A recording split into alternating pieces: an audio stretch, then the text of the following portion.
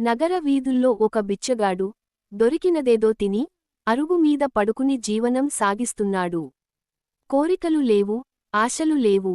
ఒకరోజు ఓ గొప్ప దాత అతనికి 5 దీనారాలు ఇచ్చాడు. బిచ్చగాడి కళ్లల్లో ఆశ వెలిగింది. ఆ డబ్బుతో ఒక కోతి కొన్నాడు.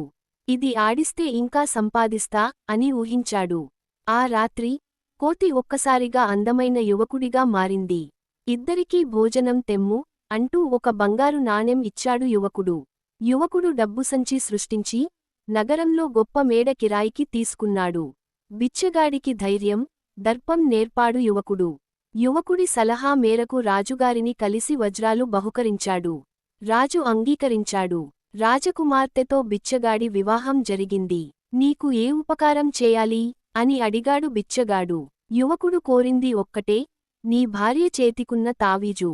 తావీజు ఇచ్చిన వెంటనే సంపద, రాజకుమారి అన్నీ మాయం. బిచ్చగాడు జ్యోతిష్కుని సంప్రదించాడు.